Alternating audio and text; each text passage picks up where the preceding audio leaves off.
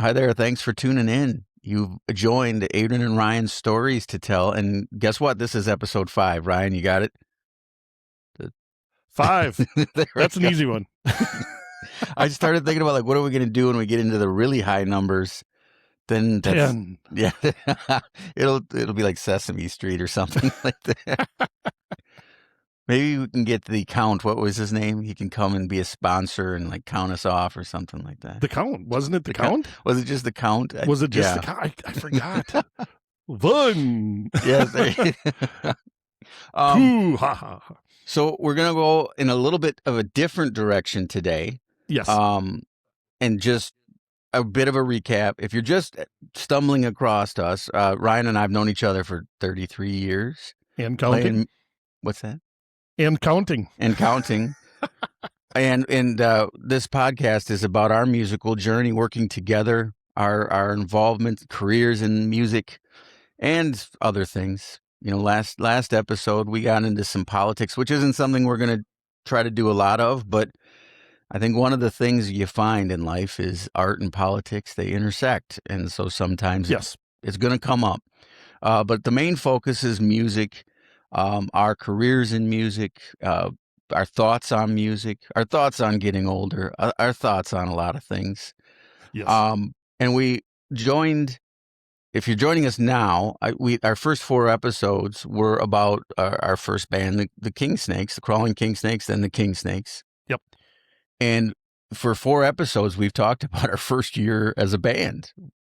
And we're going to have... We planned that we would probably be done talking about the band in 4 or 5 episodes. We didn't even make it through the first year. When we started this, we figured, we'd do a few episodes on the King Snakes, and then we'd talk about our other musical, endeavors. And then eventually, once we got through that, we'll talk about things like today, like our topic today. Yeah. Which is integrity in music and authenticity in music is what we're going to talk about today. Authenticity. I practiced saying that word this morning. What's authenticity in German? Do you know that off the top of your head? It's probably something like authentisch. Authentisch? Yeah, because in German you don't generally make a difference between the adjective and the adverb like we do in English. Uh-huh. And sometimes the noun and the adjective are the same thing. So, gotcha. So Ryan's lived over in Germany how many years now? I know we said this in one of the episodes. Going on 20. Going on 20 years. Yeah, so it's end crazy. Of this year will be 20 years.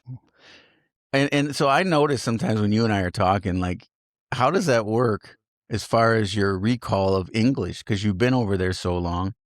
And I don't know how much English you talk in your day-to-day life over there, but... Less than I used to. For the first 15 years, I taught English. So I spoke it every day, and that wasn't a problem. In the last 3.5 years, I've been teaching mentally challenged special education, and I've been teaching music and no English. And so obviously I speak much less English. And so it's weird sometimes when I'm speaking, sometimes I'll forget an English word. And it's just weird. But I usually take it with humor and say I'm getting old and move on. Well, I was going to say I forget English words, and that's just because I'm getting old. So, so for those that have been tuning in so far, don't worry. We're going to get back to the King Snake story. Absolutely. In fact, we have a surprise. We're working on a surprise guest. Yes. And so our next episode, we hope to have a surprise guest, and that's all we'll say. We're not going to let the cat out of the bag yet, but we're working on, it will be fun, and we're working on finalizing those details. And so we thought, keep the momentum going. So we're going to try something a little different and talk about, as I mentioned, integrity and authenticity. And this is a topic we've been really more or less talking about since we started talking about doing this podcast, and even before, I believe. Yeah.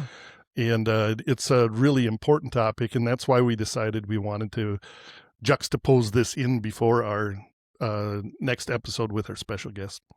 Absolutely. I think that's perfectly stated. It is a reoccurring theme as we keep talking back and forth. This issue keeps coming up, this idea. So we thought, let's do an episode, and this could be another one we come back to.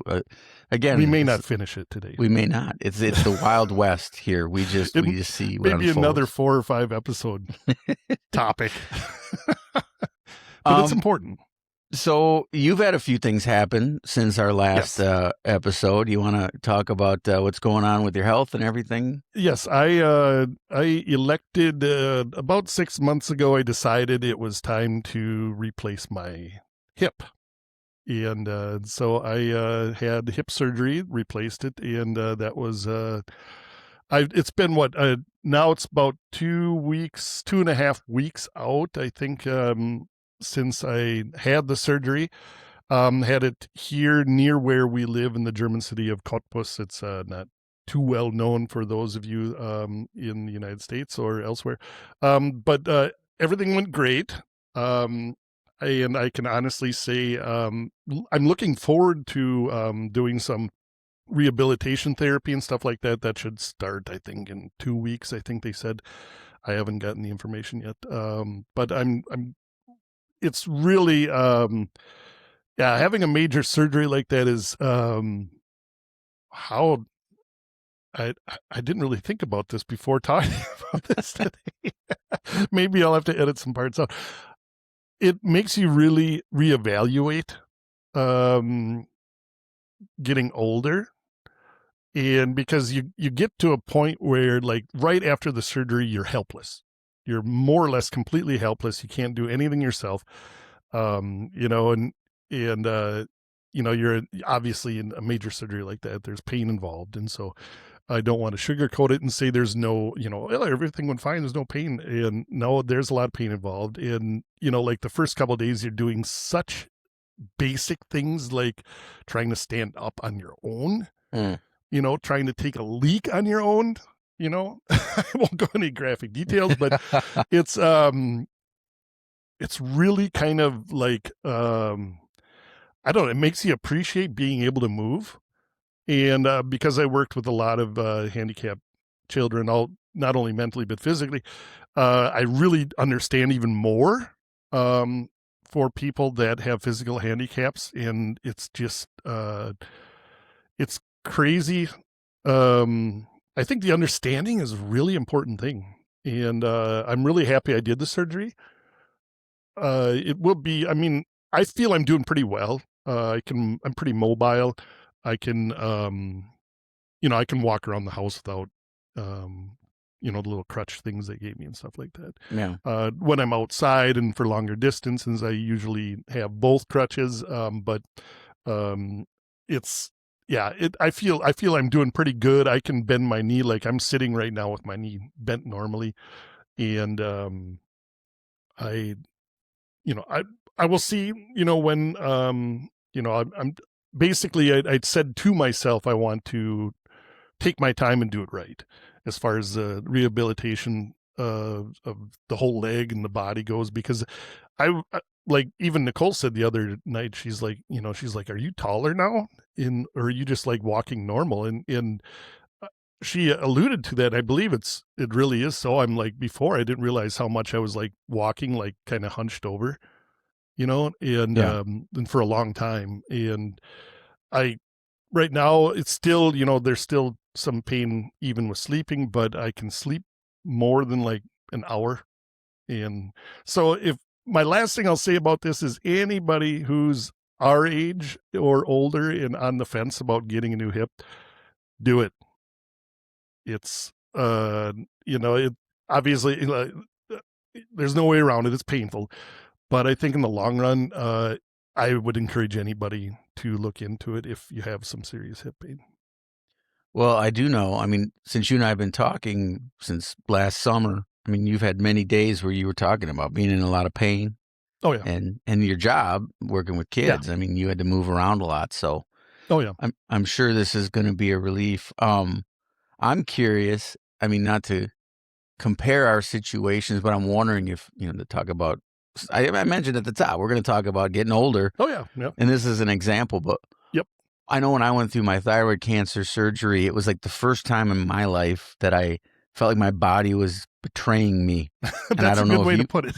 but I don't know if you felt any of that, because it's like I had never had a surgery. I'd never, knock on wood, I've never broken a bone that I know of. I mean, I've done some dumb things, and maybe I broke something and just never figured it out back in the Hairline day. fracture. Well, we used to drink so much back in the day. I don't know if I would have felt some of the things. But when I went through that surgery, and I still find myself sometimes wrestling with that, just like suddenly it's like parts of your body that don't work anymore. Or That's a aren't great way there. of describing that. I look at it a little different. I looked at it as a kind of a, because I'm kind of into, technical things. I looked at it as kind of like a mechanical thing, like a mechanical failure, like if your brakes go out in your car or something like that, and it was kind of funny. The one graphic thing about the surgery is I was awake through it. And because they asked me, they said, do you want to listen to music or do you want to get some like sleeping stuff or whatever, and I said, I laughed and I was joking with the nurses. I'm like, I'm a musician, so there's no way in hell I can listen to music during the surgery. And they were laughing and they gave me some sleeping stuff and I didn't sleep. It did relax me, but I didn't sleep.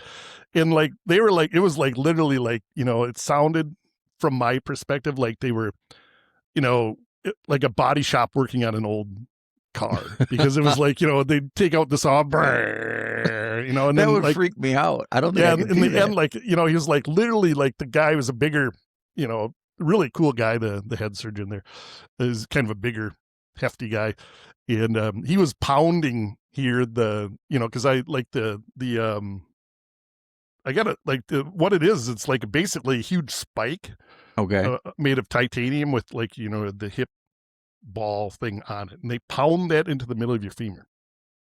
And I was like, I didn't have any pain because they gave me one of those spinal tap things or whatever. And but yeah, it was like bang, bang. I'm just literally getting bang. shivers the way you're describing that. And I was actually laughing, and the nurse is like, "Are you okay?" I'm like, for some reason I think this is funny. She's like, "Well, you're the first person that said that." They're probably thinking Americans. Yeah, I'm probably like, they're like, these Americans are fucking weird. Jesus. Well, I'm glad it went well. And it's interesting to hear your perspective. And I suppose if you're thinking about it from a mechanical perspective, best place to get a surgery like that would be Germany, like the engineering and all of Well, the weird thing, I actually worked for a number of years teaching engineers at this place that tested like everything. It's one of the biggest testing companies in the world, and they test things like pipes to like aircraft. I was more on the side of testing of aircraft. But I did work for a couple of months with engineers that tested like hip and knee joints, and they built machines that bent these things so they could bend like 5 million times. Wow. And they tested the to see the dynamic strength of the designs of these for like certification, for medical certification. It was really cool, except when you went into the room, it stunk to high hell because it was like, body temperature. So like 96.6 degrees Fahrenheit, 37 degrees Celsius. And these machines, they built these machines with actuators that would move them. And then they use bovine, like part of the bovine blood. So a cow's blood, to simulate the human blood that would flow over it. And it stunk like crazy. Yeah, that sounds and it was horrible. hot as hell. And so, but we didn't have to hang out there too long, but they took me in there to show me what it was. And it was pretty cool. It was a cool job working at that place. Huh. So I have a question, and maybe, I don't know if you'd have an answer, but if you had chosen music, what kind of music would you have listened to during a surgery like that? I never thought about that, because they asked me and they'd already given me that spinal tap, and it was kind of, it's kind of weird. I don't know. I don't think you haven't had one yet, have you? No. I had that. That was the second one I had. I had one when I had my knee surgery in 1990. And it was weird. I'd forgotten how it is. And it's so weird because like your feeling kind of like leaves you from your spinal tap part. So in the middle of your back, like down to your feet, and it's weird because you can feel things getting numb. And the whole time I was thinking Pink Floyd, Comfortably Numb. Well, that's what I was going to say, because I know how much you like Pink Floyd. I love Pink Floyd. Yeah. So Oh, and I forgot to show you. I ordered a shirt from Minnesota with the. Oh, that's awesome. It came. I don't know if it's an official licensed one, but I just wanted. I still might order one. So there's Minocqua Brewing Company in Wisconsin that they put out a line of sweatshirts in honor of, in support of Minneapolis with the loon and that's really cool. I don't know about you, but I always I never know what to wear for this thing. It reminds me of back when we used to have shows. It's what are you going to wear? It's I don't know what to wear. So it's and Beata, my fiance, she's always so you're talking about music, you should look something like rock and roll and cool. I'm I'm too old for that. Last time I wore a derby hat, I guess that's the extent of my trying to do something, different. But you should look into some headwear. Well, the problem with these headphones, I have 8 million hats, including cool fedoras, cowboy hats, but it's I can't really pull that off with. Well, you can kind of tilt these and wear it like that. Well, it doesn't really work that well. Yeah, I thought about that because I've got with the increasing baldness going on, it's well maybe I should some sort of headwear. But all right, well I'm glad that went well, and so we had posted something. Just a question, a funny thing. And this could be a funny commercial for us too. You know how they got now today they have automatic makeup. No, the tattooed makeup stuff. No, they have automatic makeup. Just we'll talk later about auto-tune, but in the studios now they don't have real makeup. Really? For movies, they just in television shows the computer does makeup. Oh, that's insane. Yeah. Good Lord. And so that's a job that's dying is what are they called the people that do the makeup? There's a special word, I forget. Oh, that was just makeup artists. But I think there's some French word or something for the hoity-toity people. But this job is dying out because of computers. But but what I thought of is maybe for both of us, they would have a automatic toothpaste. There you go. Except then someday, if we ever had to go out in public, somebody'd be wait a second, they wouldn't even recognize us. But you know where it might be going is everybody's got glasses on, and you can choose for the whole network here what kind of hair you want to have and what kind of makeup you want to have. That would nothing will be real anymore. Well, that's the way it's going. Well, it is. Yesterday, I was scrolling through social media, and they had this commercial or something for in malls. I don't know where this is in the world, but you can literally go up to a machine and it will put longer hair up in different styles. You literally stick your head in this thing, and it will put your hair up in different styles. And I'm thinking, what? Really? Somebody's going to go to a mall and do that? I mean, it's just crazy. If you have hair.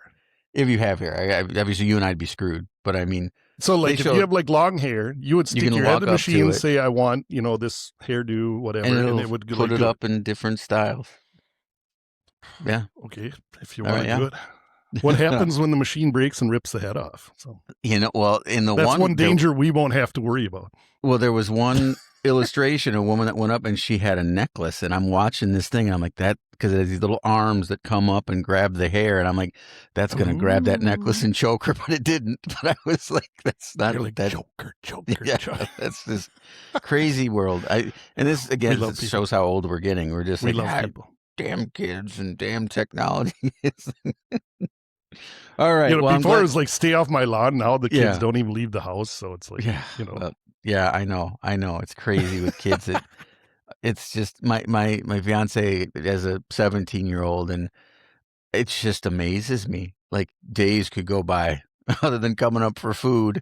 It's it's a bygone thing to go out and do stuff apparently, and this doesn't happen anymore. Ooh, the real world's scary. It's crazy. It's crazy. Memories go, I ran too much, your love.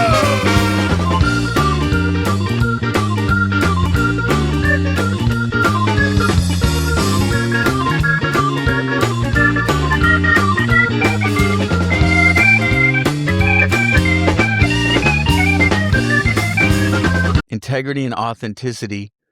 As you mentioned, we've been talking about this. We come back to it regularly in our conversations, and I think maybe we're just opinionated bastards, but it's we as we talk, we have strong opinions on a lot of things. But in this instance, it came up. We were talking about the Super Bowl, and the Super Bowl performance with Bad Bunny, and this is again where politics kind of can bleed into our entertainment, but this really spurred on the reason why we're doing this podcast today.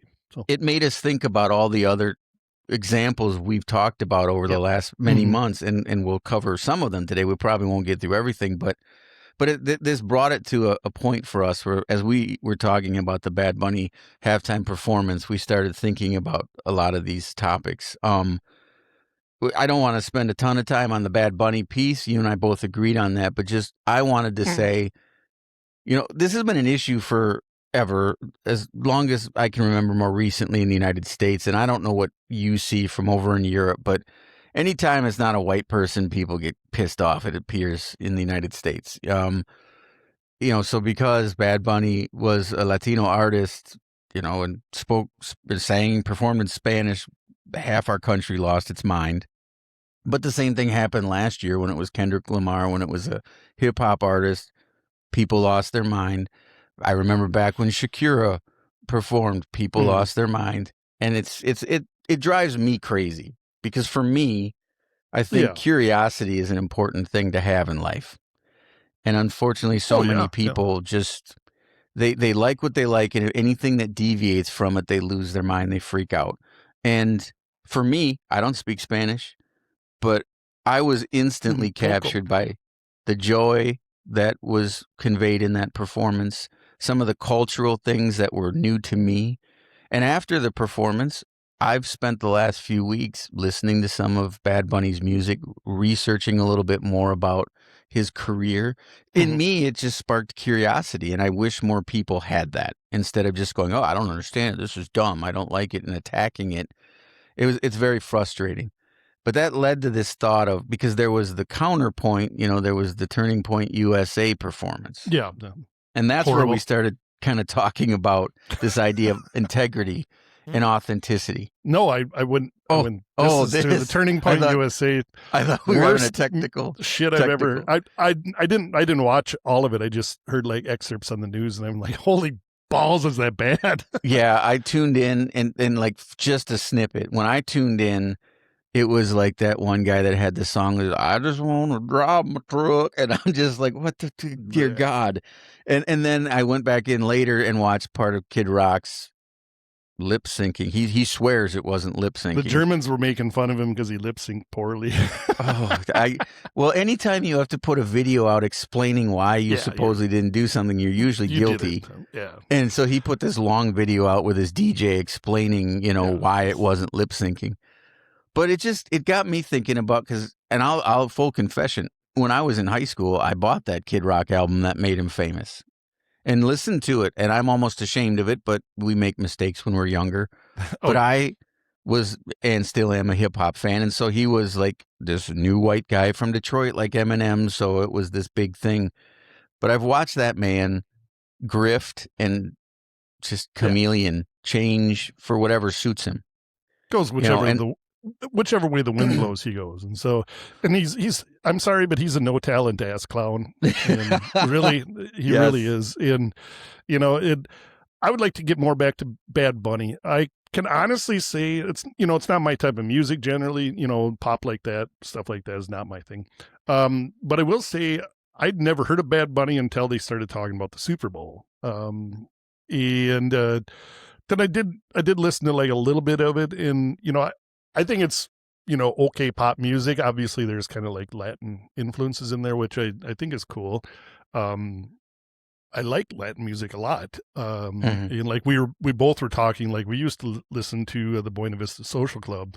Still do. Love it. Love lot. It. Good stuff. And other groups as well. But they were huge in the 90s, and we listened to them quite often. And that was I think that goes into the realm of authenticity. I'm not saying Bad Bunny is not authentic. I just think it's it's commercial pop music.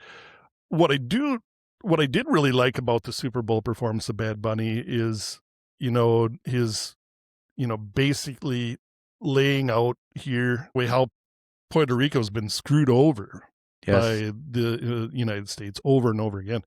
And, I liked the way he did it, because I think it was intelligently done, truthfully done, and kind of just to put a mirror up and to make people uncomfortable. And the people that are losing their minds over this are the people that are horrible people, and I think, the people that know anything about history be like, yeah, man, he's hitting the nail right on the head. Yeah. In that's the way I look at it. That speaks to integrity and authenticity, because I think if you're a person with integrity, you're willing to look at history, warts and all. Yeah, And that's the I point think you of put it history. really well.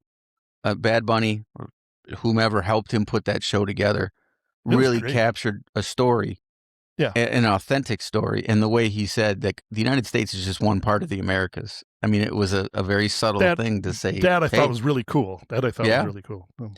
And then you juxtapose it with, like you said, Kid Rock, No Talent Ass Clown. He's putting out a cover of a Christian song saying, well, I found God now, so, I'm all right. And it's like, dude, it's just a week or two later, you're putting out videos, flipping off the middle fingers, and it's like, there's no authenticity there. It's like, how can I make a buck? I honestly thought that was an AI meme. And it's like, I'm like, oh my God, that, and like you told me, no, that was real. I'm like, you're kidding me. Oh my God, that's creepy. When I saw that, so for those not following, the Department of Health and Human Services, run by Robert Kennedy Jr., he put out a video with Kid Rock working out together, shirtless.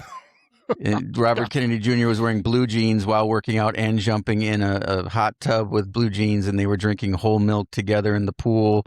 Very, very strange video. But, in the video, Kid Rock's flipping off the camera. That must be lots of drugs right there.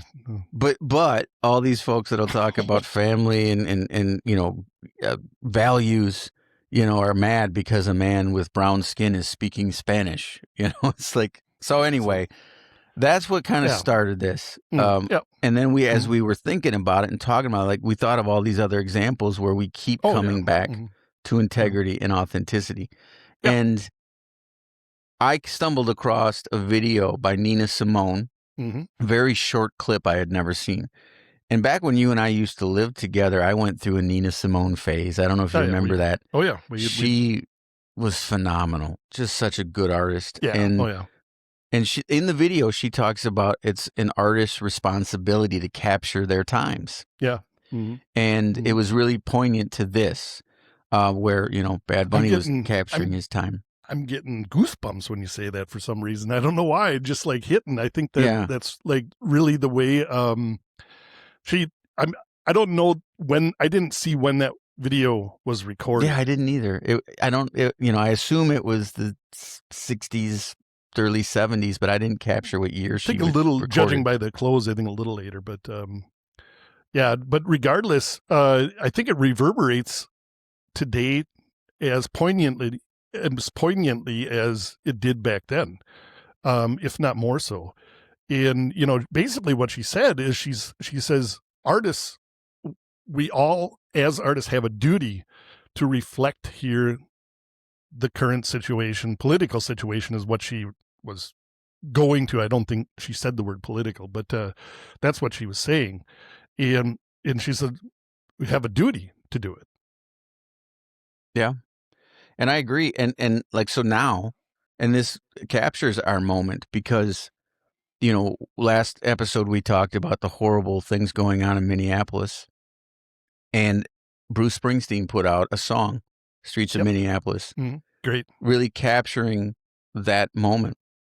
And shortly thereafter, U2 just put out a song called American Obituary, capturing what's going on. And that's example of artists that are really capturing this moment and trying to inspire some sort of movement to it, at least knowledge of it. And on top of it, I know at least for Bruce Springsteen, he donated proceeds from that song to the situation in Minneapolis. He went to Minneapolis and performed, played at First Avenue and performed. And that to me is integrity. That's authenticity. That is doing exactly what Nina Simone talked about, capturing that responsibility in the moment. Whereas you got somebody like Kid Rock or these other people over here that are whining about, well, I just want to drink my beer and fish and drive my truck. Well, dude, you can. So shut the hell up and go and do it. You know? Nobody cares. Do it. You know, it's like, I was watching this comedian, I forget his name, and one of those shorts on, I don't know, Facebook or something like that. And it's a guy from Canada. He moved to the UK. I think his name is Sean. I forget who he is. He's an older guy now, but he's like, yeah, remember back in the day, you know, we used to say like, mind your own business. You know, people don't say it anymore today. You know, like, you know, 20 years ago, it's like, you know, he was joking. He's like, yeah, mind your own business. Well, it's just that you're the bus driver and you smell like alcohol. Shut up, mind your own business. That's really a good point, though. If you think about it, no one says that because everyone's in everyone's business. Like that's amazing. And the people that get offended are the same people that like post it. Here's my business. And then be like, mind your own business. Like, you just fucking posted it for the whole world to see. And you're telling me I should not look? Why did you post it then? You know? Yeah, that's a great point. Short tangent there, but I thought it fit. No, that's perfect. This really is I think important. And to our experience, Bryan, I don't know what you think, but I feel, and I think knowing you, I think you feel the same way. We tried when we would make our art, when we would write, like we tried to do so in a way that was authentic and honored culture and was respectful. And we also tried to kind of like what the Super Bowl performance was, educate people a little bit about the history of this art form that we so love. Like, well, and we still do. And we still do, absolutely. But like because, that was a huge part of, for me as a lead singer, being able to have something prepared to talk about different artists and, you know, why they mattered so much. Well, and for those of you that haven't watched another podcast and don't know us, or one of the previous podcasts or something like this, you know, we played primarily blues when we first started in 1996. And so that's why there's more gravity to what Adrian's saying because of the race factor, you know, and we've been open about this in the podcast and in our real lives as well. Obviously being two white boys from the Midwest, you know, there'll be a lot of people that say, what the fuck are you doing playing blues anyways? You know, which I don't, subscribe to. I think, you know, music's for everybody. I believe that, you know, in any genre, and we'll get into the discussion later in the podcast regarding country. Oh, yeah.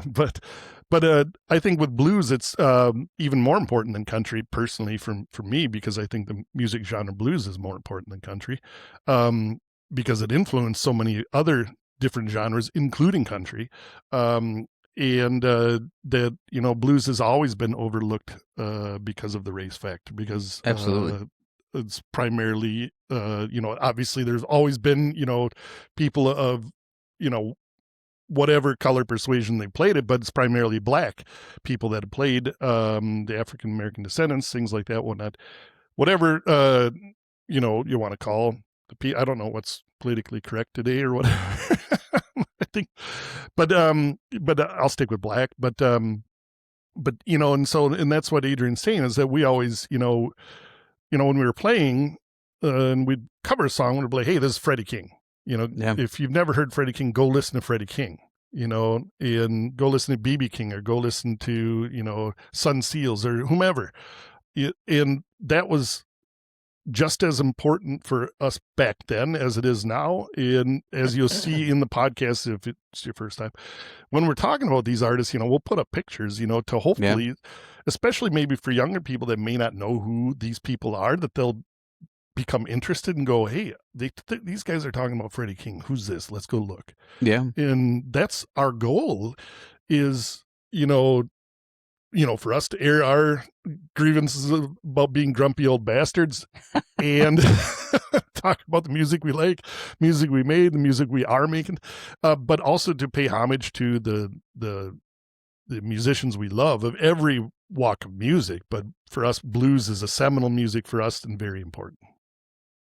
Yes. I mean, I think for me, it's like the toll that I need to pay to be able to do this art form is to pay it forward. That's a good way to mention, you know, because there would be no rock and roll without blues. No. I mean, Elvis got his inspiration, from like Little Richard, who got his inspiration from some of the folks that came before him. Like there would be no blues without, there would be no rock and roll without blues. Yeah. And that's why it's important. It always has been for me and for Ryan. That's why in the notes from this podcast, not only do we put the photos, but we'll mention the artists that we talk about, because we're hoping that especially young people will stumble across this and exactly what you just said. Like, who's Freddie King? Well, if you discover that, you'll discover who inspired Eric Clapton, who played a major role in inspiring Stevie Ray Vaughan. Like, all of it. Like one of my heroes for singing in blues, Kim Wilson from the Fabulous Thunderbirds. But in listening to the Thunderbirds, we learned about so many other artists that inspired them. And so we've tried to continue that.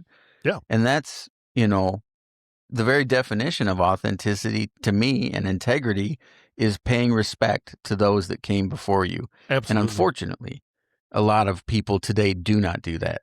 No. They don't pay the respects to what got them there.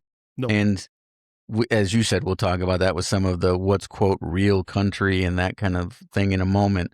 But to go on, we were both very much influenced by the Vaughan Brothers, and I believe we both got into Stevie Ray Vaughan first. Yes. And Stevie Ray Vaughan was very vocal about here. Check out here. This is Albert Collins. Check out Albert. Check out Albert King. Check out.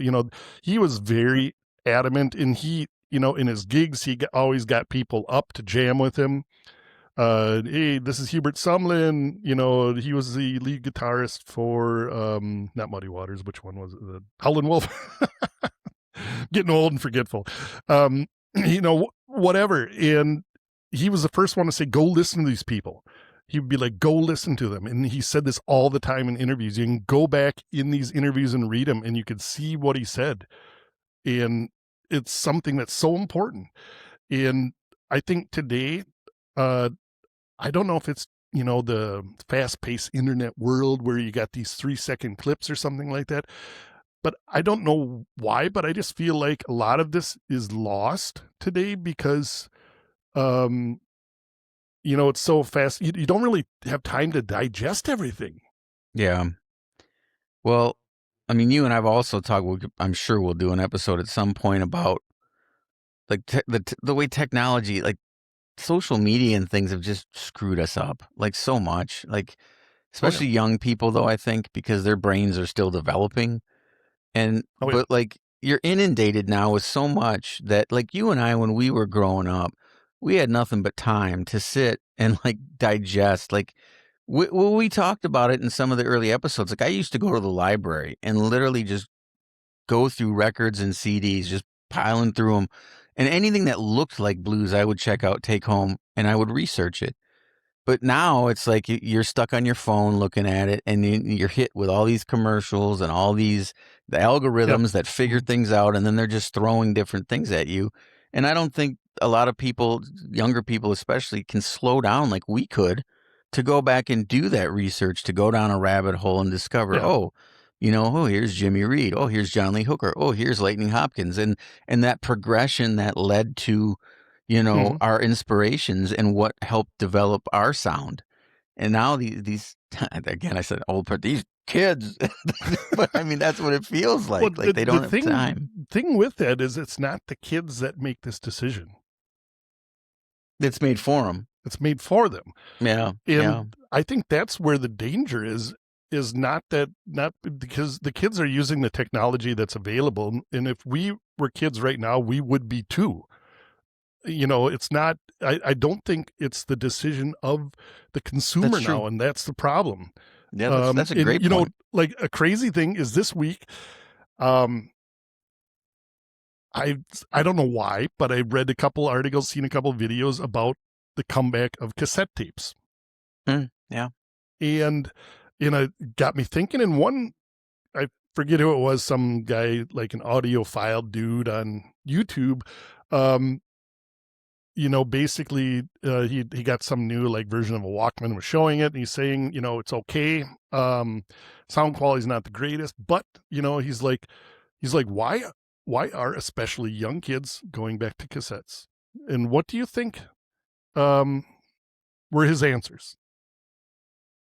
Well, the first thing as you were saying this that I thought of is just simpler times.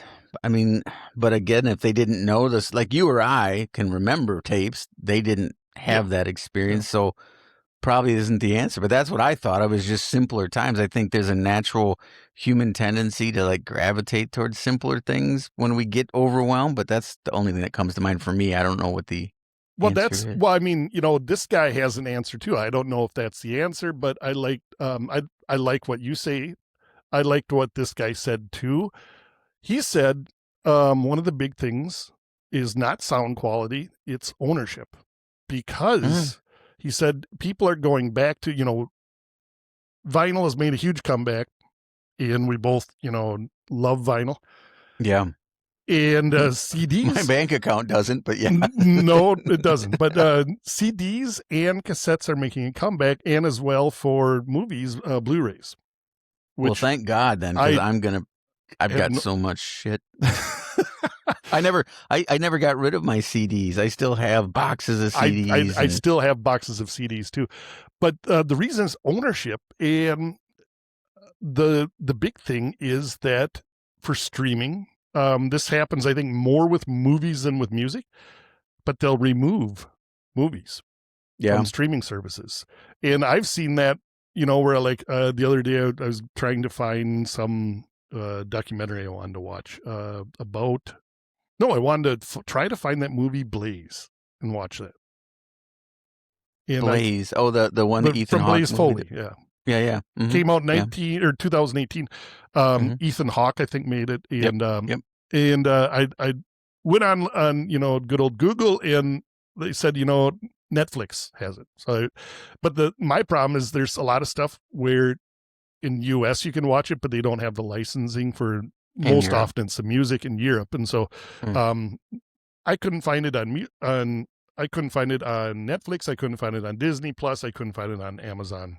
I'm like, fuck this shit. So I said, turned off the TV and walked away.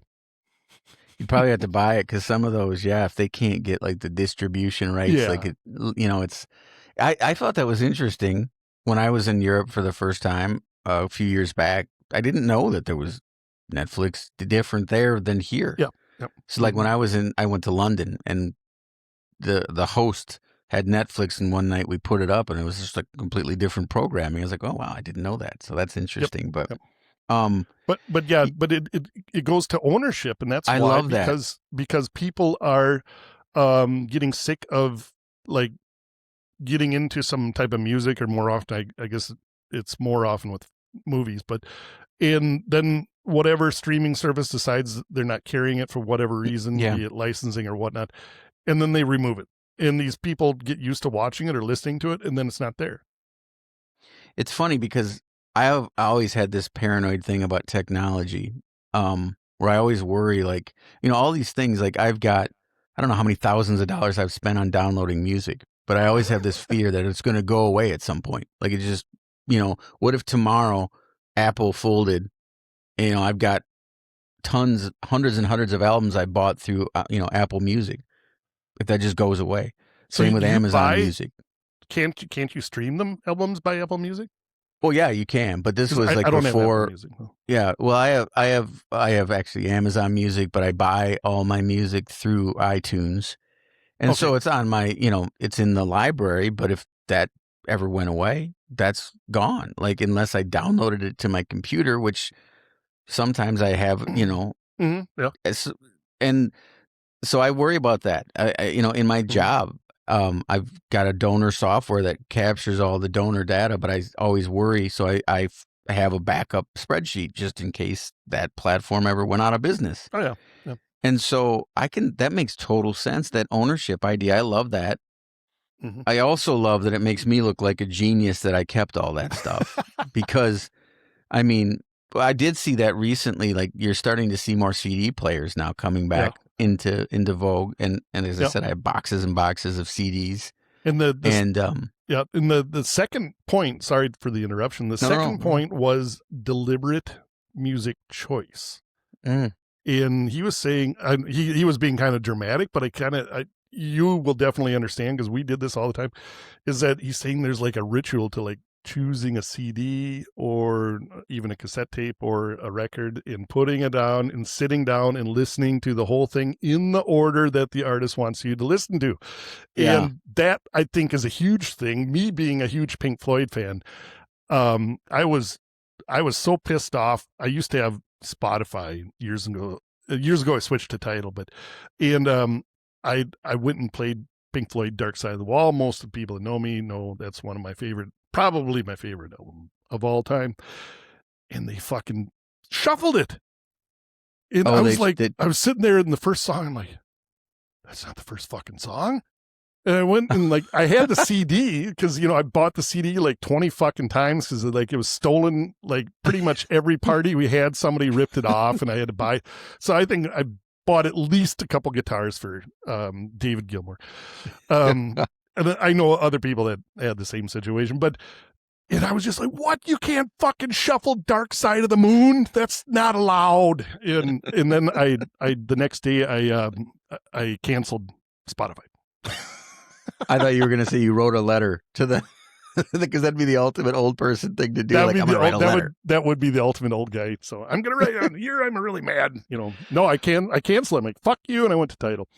Well, I got to tell you, I had never thought of that till you just mentioned that there really was a ritual back when we used to, even when you and I were just hanging out, playing Sega, or just drinking beer, Carlo Rossi. At least for me, I would really be thinking about, all right, what would Ryan want to listen to, right? Yeah. Thinking about what to pick. And when we would have parties, dude, here, I got to play you this song, or I got to play you this album, or have you heard this, or whatever. And it was a thing where it was an active thing. We would sit down and listen to it. And then talk about it, and we would, pause the song, talk about it. But I hadn't really, and it affects the way we listen to music now. Yeah. It's so hard for me to sit down and listen to an album front to back, where that used to be just the norm. That's what you did. That's what you did. You were so excited for an album to come out. It finally came out. You saved your money. You went out, you bought it, and then you would digest it. And it would be for sometimes weeks listening to it and digesting it. It's hard to do that now. When something came out, I remember we already was at episode 3. We spoke about that live album from Todd Snider. Mm-hmm. When that came out, I think we played that multiple times a day. Yeah. For weeks on end. Yeah. Got to know everything with this album. In when I was growing up, I remember the first time I heard Dark Side of the Moon.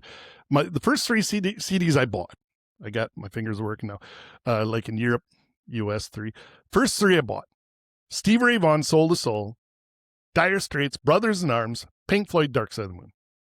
Those are my first 3 CDs I bought with my own money. And I don't even know. And I will never forget that. And I used to listen to all of them. I don't know how much. Probably drove my parents nuts. But it was just it was just there was no way I could interrupt listening to Dark Side of the Moon.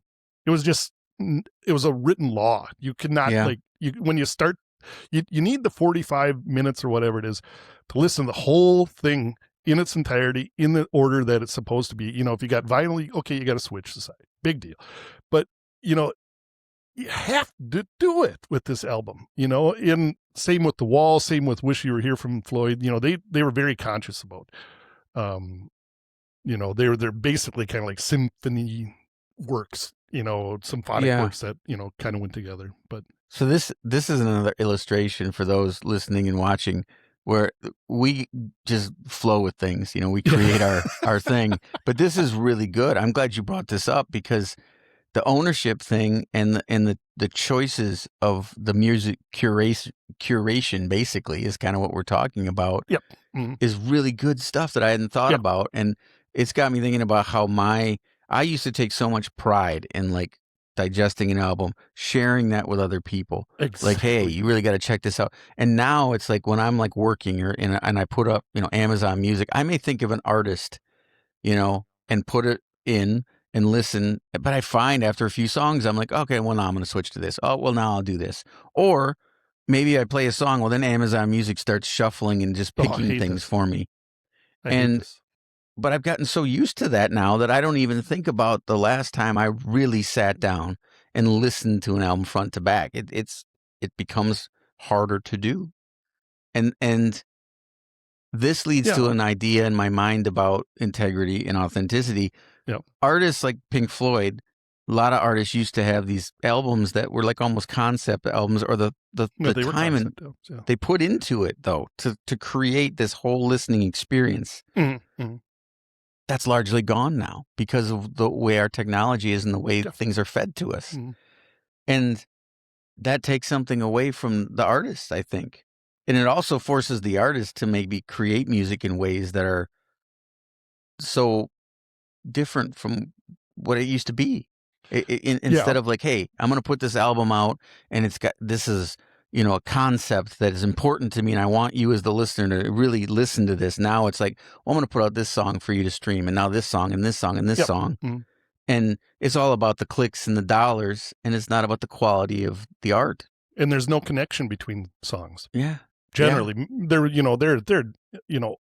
definite, exceptions to the rule. But I just feel like when I listen to newer albums, it's rare that I hear something where I'm like, wow, that's a cohesive album.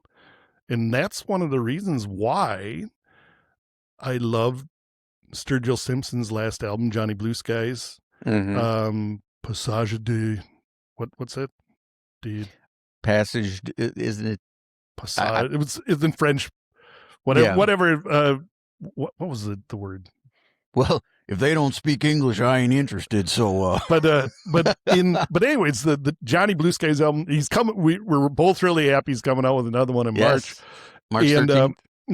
Cool. And that's another album where I feel you got to listen to the whole album. And I think, I don't know. I mean, I haven't read an article or heard an interview from Sturgill Simpson about this, but I kind of think that he developed the album this way, that it's meant to be like sit down and consumed. And the cool thing is, did you hear about his new album? As far as what? I mean, it's not coming out on streaming. I thought I heard something about that, but then I thought I heard some people saying, well, that's just going to be at first, and eventually they'll have to put it out on streaming. I don't know, but I've heard some official Sagma, or we'll say it this way. Sagma, I said a German word. People in the know have said that he's not putting it on streaming. Interesting. And I was like, wow, yes.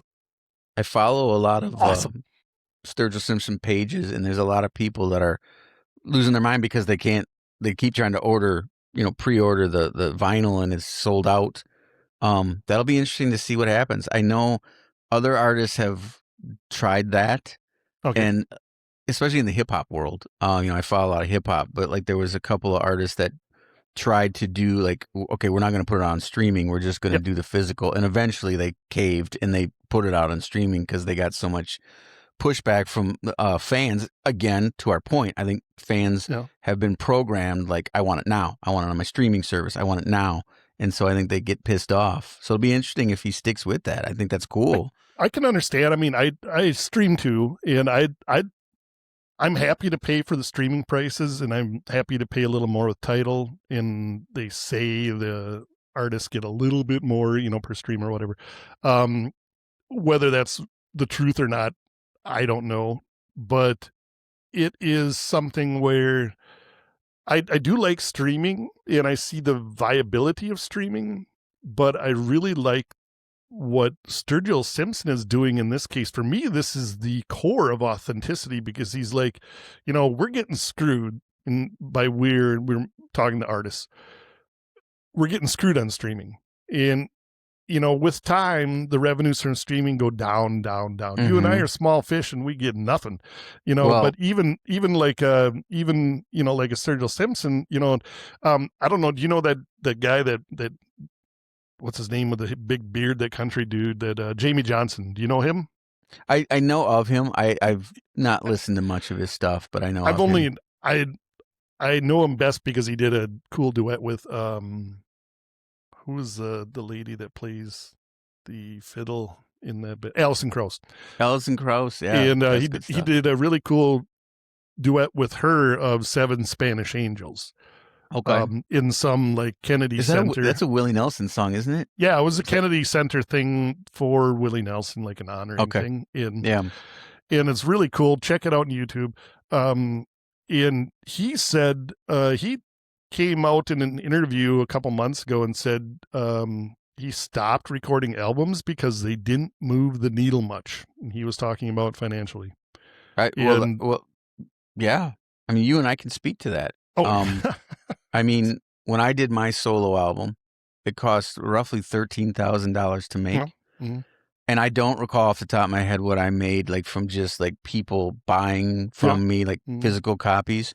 But through the distribution service, I think I made less than $100 in streaming, like people, streaming or purchasing, like downloading. Yep. And so, and you did Country State of Mind, and I looked at there's like $24. I think it was $24. $24 that you made off of Country State of Mind from like the streaming. That's insane. I mean, I don't know how much it cost you to like record that song. That was pretty cheap.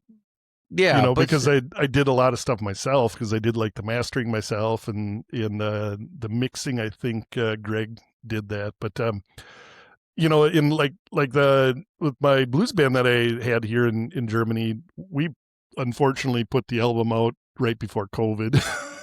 Well, so did I. Yeah, mine was like right before COVID. Ill-fated. Yeah. I spent $10,000. I spent a lot of that on equipment because I wanted to master it myself, and I, which is good. It's a learning process. I'm happy I did.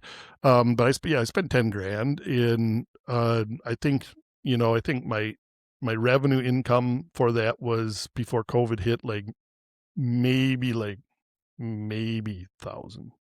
Yeah. And I think a big thing of that was COVID because we were slated in 2020 to play some pretty decent shows. So I don't think I ever would have made half of it back, but I might have made another, a couple thousand or something in sales. But from streaming, it's just like, it's like cents, per month. Yeah. It's just. So many of these artists now, they make money off touring, even that, like there's an artist Prof, who's a hip hop artist out of Minneapolis, announced recently that he'd been touring consistently for like a decade or something, and he announced that basically his label told him, you got to take a break from touring because you're just not making as much as you once were. Yep. And so even that, it's becoming harder and harder to be an artist, and that's to the point. Like you spent $10,000, I spent $13,000 to make an album. And you maybe made 1,000. I know I made less than 1,000 off that, and I'm okay with that because for me, it was the art and the process. It's something that's important to me, but it does change the way you think about the artistry of recording, and because even you and I now, as we're talking about putting out this new music, like when you and I started talking, it's like I'm thinking still in terms of an album. But then it's like, but no one buys albums anymore. I said after that, I said to myself, I'm never putting out another CD again. Yeah, but as yours. Maybe if CDs come back, who knows? But I was going to say. But the problem is that that's a lot of the cost, and especially both of us aren't touring. And it's more like we're very passionate about what we do, but we both don't want to tour and stuff like that. And I always say I would like to play 1.5 gigs a month. Well, you had the best idea. I hope if we ever could tour again, a brunch tour. I would be all over that Sunday brunch tour. Sunday brunch. So you just play during brunch and then from you're 11 done. to 1. and just a handful of places we'd really like to go. Someday cool. we will do this tour. Someday we will do the Sunday brunch tour. I think that would be awesome. And if it got really packed, we could do a Saturday and Sunday brunch tour. Yeah, because I'll tell you what. Now I don't want to leave the house. I don't want to. I'd rather be on my couch personally. But okay, so do we take the dive to country? Yeah. Or We do you can got give it a anything else shot. you want to say before we open up No, this I can think of worms? it's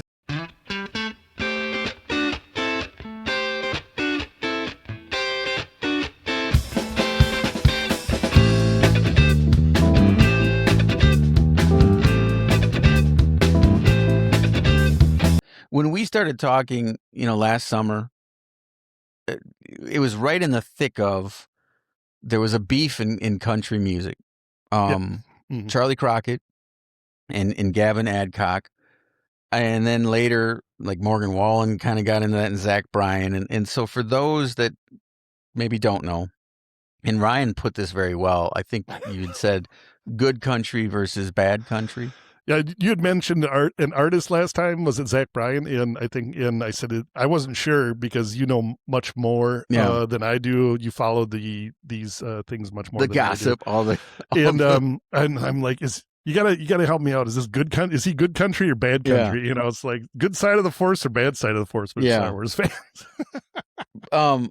But so there was this notion of that Charley Crockett was just a cosplay cowboy. Is that the term?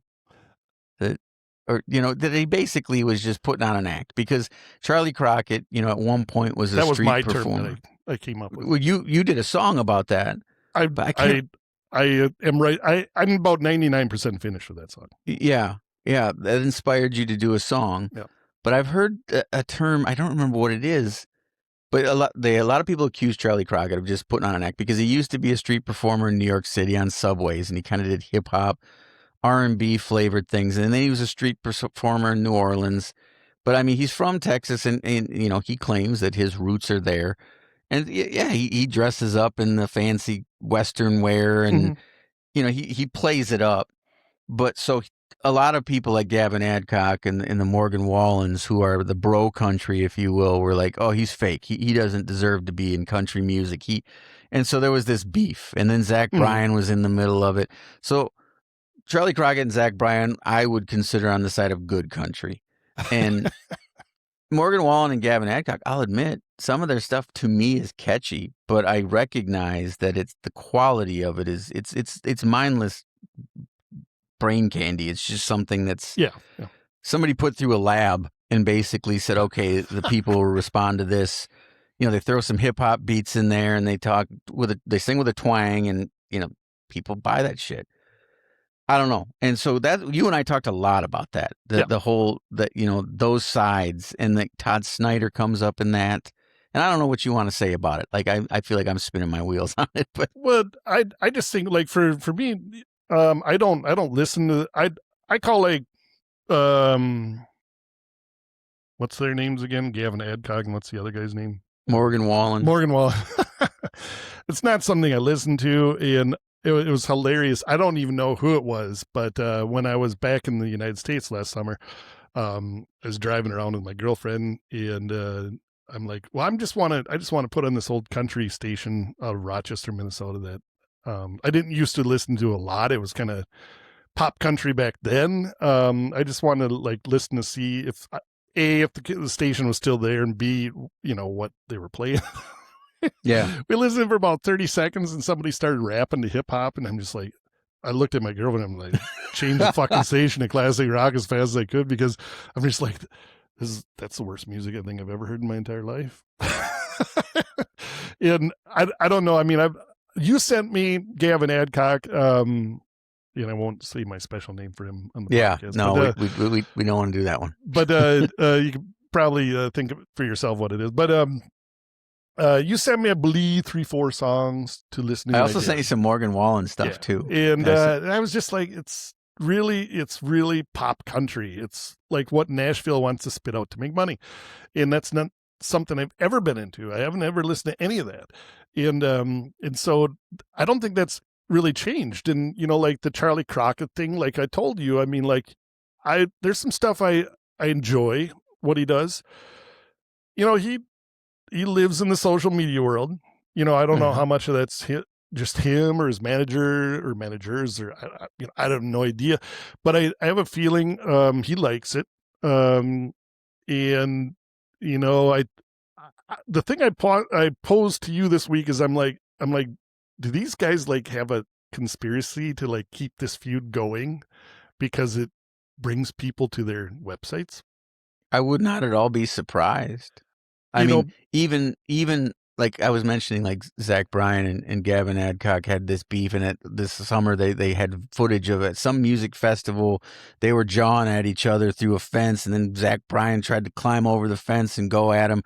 But then, like a few weeks ago, they were on the same bill at another music festival, and not a word was said about it. Yeah. Because, it's kind of died down now, and suddenly it's like no one said a word about it. And so I wouldn't be surprised if whether the artists talk to each other or their management talks to each other and says, hey, say a little something over here, and then we'll respond. That wouldn't shock me. Yeah, because like back in the day before social media, it was kind of funny. It was a Dwight Yoakam interview I was watching, and he was talking about the time he was dating Sharon Stone. Oh, I forgot they dated. Yeah. Yeah, and it ended pretty poorly. And I believe she said something about she would rather eat a dirt sandwich than go back.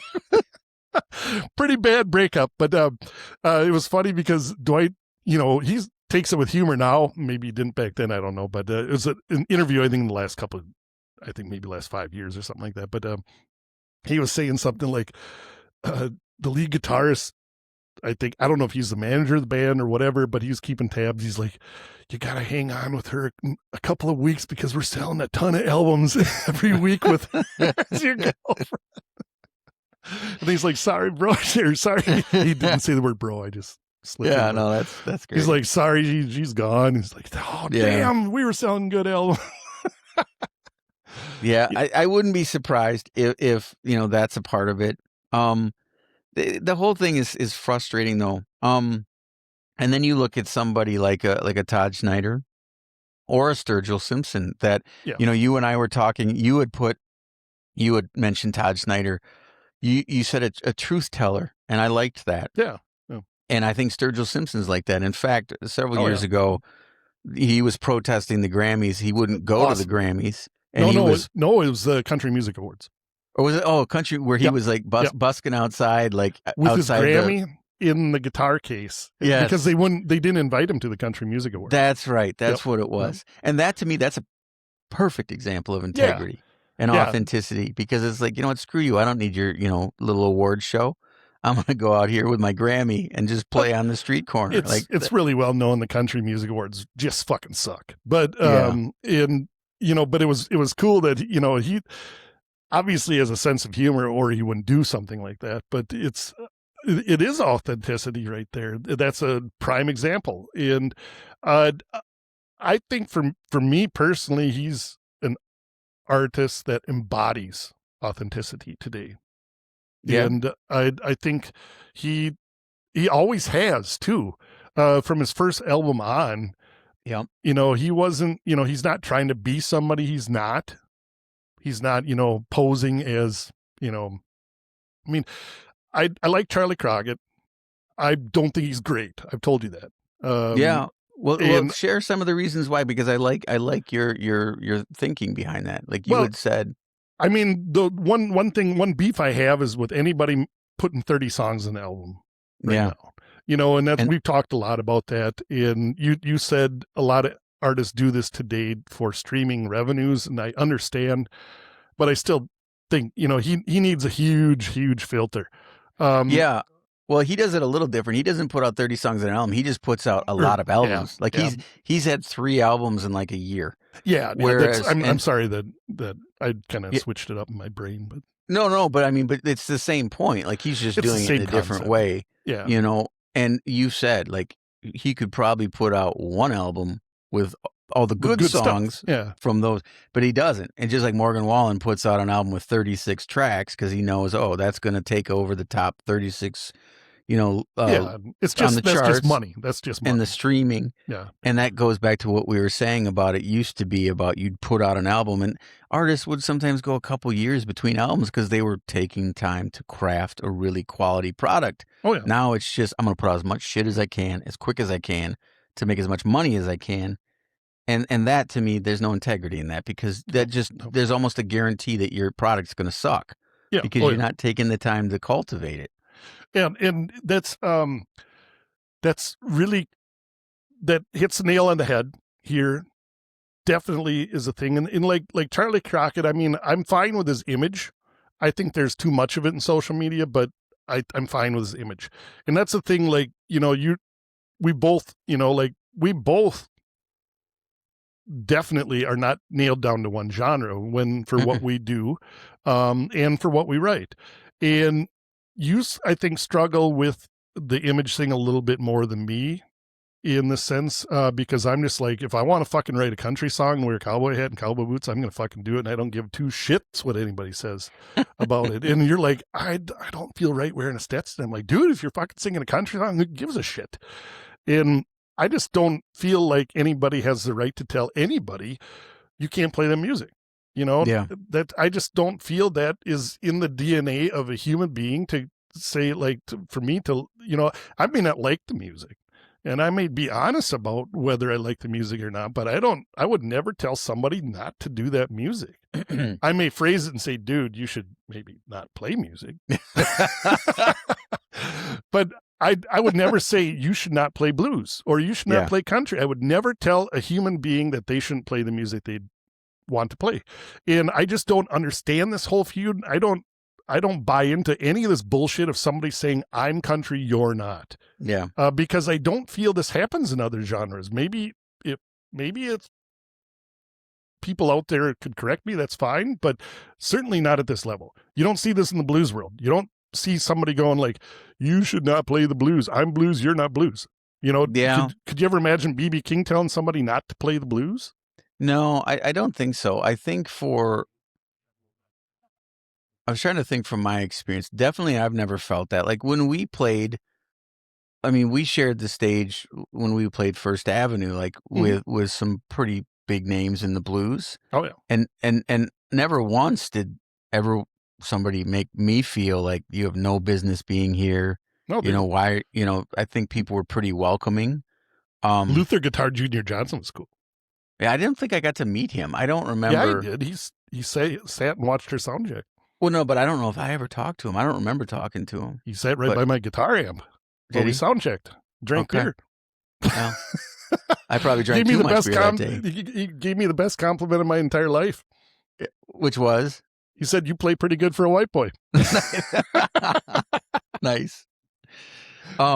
He sat there with a 6-pack of High Life and watched great. 2 songs for sound check. And then strolled off. The only time I've ever felt welcome, ironically, is from other musicians, and that's in the jazz world, to be honest with you. Yeah, the jazz players can be pricks. I mean, because I don't read music and so when I would do jazz vocals, sometimes no one was ever like to my face like, well, you're an idiot, but you could pick up on the, oh God, Yeah, but you gotta remember, there's a huge gap or chasm or whatever, canyon or whatever, I forget the word, between instrumentalists and vocalists in jazz. Well, that was the thing. It was always like, I grew up in the jazz department too at UWC, and it was kind of like, be like, oh yeah, it's Sinatra. Oh, he's a vocalist. Don't listen to him. Well, I always picked up on too, there was a financial thing there where, like in Eau Claire, there was Shanghai Bistro. I don't know if you remember Shanghai Bistro. Yeah. Mm-hmm. And they would always have jazz. And sometimes I would try to talk to jazz guys and let me perform. And I don't think they wanted to split up the money. Honestly, I think that was part of it. And jazz dudes are always about the money. So I also think sometimes it was like, this is not meant to sound arrogant. It will come across that way. But people pay attention to singers. Oh, yeah, obviously. And so I think they were sometimes frustrated. I told you that from day one. Yeah, I think those. I told you that. I said rule number 1 is that you can have the greatest fucking band in the world and the shittiest singer, and nobody will give a fuck. Yeah. I said you could have a horseshit band with a great singer, and you will have the fucking place full. And that rule still is true today. And a great singer here captivates people because that's what most people listen to is the singer. Yeah. And, you could, I told you, I can blow the water out of all these people playing solos, but only the dudes that like guitar are going to be listening to me. Yeah. So, yeah, I think some of those guys didn't want, Not that they were mean, but I just think they thought, well, if there's a singer, then no one's going to listen Looking to our down playing. at you. Looking down at you. But yeah, otherwise, I mean, I've never felt like not welcome. And so music is a thing that should bring people together. Yeah. But unfortunately, yeah, this beef thing with the country, I think some of it is manufactured.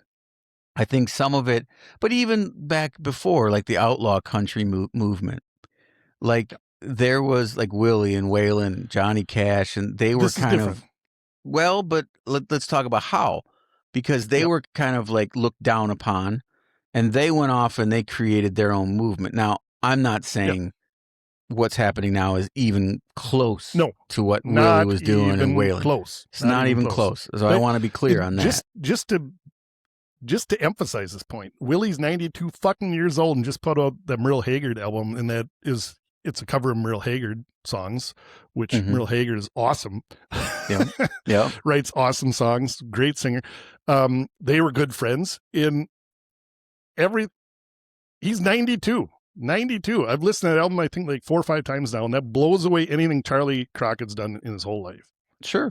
I won't disagree. The cool thing is I was watching this interview about Willie Nelson. I can't remember who it was. Somebody's talking about they got to record with Willie a couple of years ago. He was, I think, 88. They said, I forget who it was. But Willie came in and they did an album in 4 hours. And Willie is notorious. He'll do 3 takes. He will not do a 4th take. And so he recorded. His record is he recorded 4 albums in 1 day. That's crazy. Yeah, wow. And this whoever's talking about, I can't remember. Was it some Texas songwriter? And it was hilarious because I forget which one. I forget which song, but it is what I don't know if it's Blue Eyes Crying in the Rain or I don't know which one, but it's one of the iconic recordings that he recorded. And the whoever was interviewing him told the story about the engineer that said they recorded it in 1 take. And the engineer wanted to record another take, and Willie said, nope. And he rolled a huge fat joint, and he took a blue felt tip marker and put a line. He said, I'm going to light me up this joint, and I'm going to smoke it. And when I get to this blue line, you're going to be finished mixing this song. And the engineer did it, and that's the iconic song. It might be Blue Eyes Crying in the Rain. I forget which one. Maybe somebody can correct me. But supposedly it's accurate. It is just like he smoked the joint for, 45 minutes. And they mix the song, and that's what we hear today. That's awesome. That's the way Willie Nelson is. And like Willie Nelson himself said, I go to play solo. I don't know what I'm going to play. He's like, I just get up there and it just comes out, and that's what it is. But he said, I know that if I spend too much time in what I think he meant is too many takes or something like that, it'll turn to shit. Yeah. And, in that's the outlaw movement thing. I got a full disclosure. I'm a huge, huge, huge outlaw country fan, huge fan of Waylon, Johnny Cash and stuff like this. Steve Earle said it great. He said that the inmates were running the asylum for a few short years in Nashville. That was right when he got there. Okay, and so the early 70s. And he said at the time, Willie was top of the heap in Nashville, Waylon, Johnny Cash, whatnot. And then Johnny Cash, I believe what started it, maybe somebody can correct me on this, is I believe Johnny Cash got fired from MCA or RCA, I forget which record label. And I don't know the exact reasons why. Artistic direction was one of them. There may have been other things. I don't know. And but at the same time, they all kind of moved to Nashville, Austin, Texas. And Willie's obviously Texas guy, and Waylon too, and they just moved there. And the reason they're outlaw is not because of any skirmishes with the law, which they definitely had, but the reasons is because they were running amok from the Nashville high to do country society. Yeah. And that's the real reason why they're called outlaw, even to this day. And what I do not like with Charlie Kirk is that he was talking about him and Colter Wall, who I love Colter Wall. He's my favorite new country artist. talking. He was comparing them pretty closely to the Out New Owl movement. I'm like, no, that's where for me that was. I told you, and I heard that, like I read that or heard that like last week or 10 days ago. I'm just like, dude, no.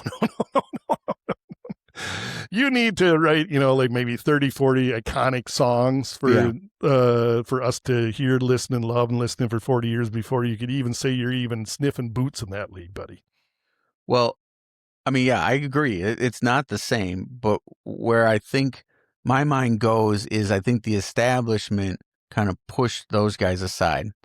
And I think there's always been a little bit of that, the suits, the big wigs that are trying to make Nashville. The decisions. That's Nashville.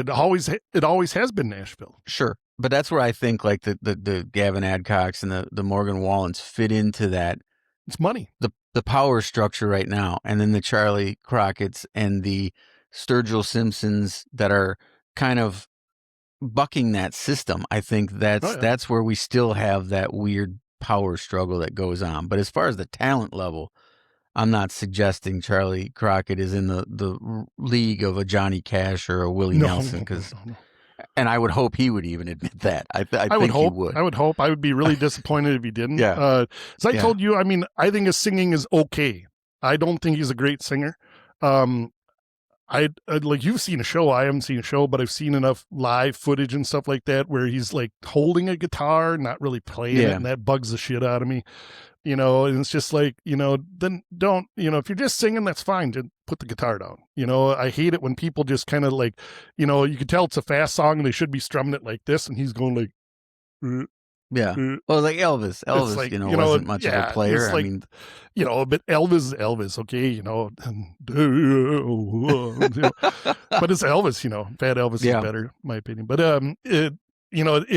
I just hate that it's a personal thing, because then for me, being a guitarist, the guitar is just a gag. It's just a, prop. You're just holding it there for looks, and put it down, sing, Yeah, it's interesting because you'd made a comment a little bit ago about where I struggle with image as it relates to a front man, a lead singer. And Charley Crockett is somebody that embraces that, I think, and he loves that thing, and it works for him. But I admit, I've always struggled, like being self-conscious about like how I'm perceived up there. Mm-hmm. And I think that's something that it's a Midwest thing. Well, I think so. But I mean, you have to embrace that, I think, to really make it, I think, because the artists that you see, a lot of them they're able to embrace crazy outfits, crazy things. And that's just never been easy for me. It's funny because I always buy a lot of shit thinking I'm going to use it. Like although I could if I could find it right away, I could put up a really cool photo right now. You're gonna do the Reverend Dickie Dong photo? Yeah, man, the Reverend Dickie Dong. That was. But I still think we should make videos of that and put it in the Reverend Dickie Dong. I wish I could find. I got a picture. I know, but I'm trying to. It was a. So Reverend Dickie Dong you'll have to find that. I have the photo. I'll put it. We'll have to put it in here. But so there was a comedian, and I don't remember if it was. I think it was Robin Williams. But when I was in high school, comedian. I think it was a mix. I think it was. I think you kind of did a mix of something. I think there's a skit from Robin Williams, in a mix of somebody George doing Carlin or somebody. No, I think it was somebody doing a Frank Sinatra type. Kind of a bad Frank Sinatra impersonation, and somehow you melded this into one thing. Well, all I know is I can't take credit because it came from somewhere, but it was, I used to, and there's the picture you're referencing was one show where we got like a purple choir gown, and I had that on and a hat and sunglasses, and I think I have a cigarette in my hand. No, but stogie. Anyway, it was stogie. It was a stogie, but it was awesome. The Reverend Dickie Dong and the Church of Me. Yes, it is. Church of Me. Yeah, and I would do this whole skit about like a minister that basically just exploits his congregation for money. But it was inspired by some Sounds combination. like what happens today too. Yeah. Well, so I did a Google search at one point trying to like figure out where did I get it, and I couldn't find who or what this came from. But it wasn't just me. It was inspired by something. I think you came up with this, but I think it was joking with somebody in. Yeah. Maybe what I'm hoping here, somebody watches the podcast and goes, yeah, I was there, because I remember that was later in the King Snakes years. It was. This picture's from the House of Rock for sure. And is it? I thought it was the Stones or no, it was House of Rock for then. sure. So okay. And you know, I think you did this a couple of times, but did Kevin? Maybe Zoller it was for Decadent or something. Might have been. Did Kevin? We'll have to ask Zoller because Zoller might remember, but he might have had a hand in it too. So, as Ryan said, if anyone out there listening can help us remember the details of that, because like I said, it was a few months ago when I saw that picture and I tried to search, like, where did this come from? And I couldn't find. For years, I've thought, I think it was a Robin Williams skit, but when I put in Reverend Dickie Dong and Robin Williams, nothing came back. You and somebody else made up the phrase Reverend Dickie Dong, but it was based on some.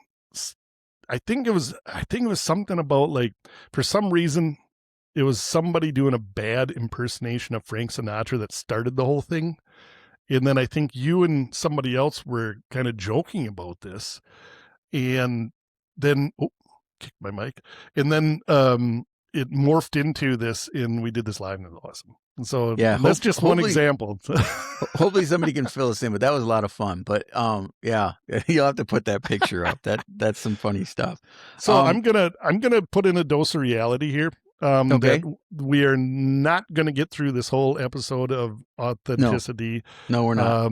And integrity in music. And so what I suggest is, why don't we move on to the creative corner, because I got some cool stuff. Hold out of the road.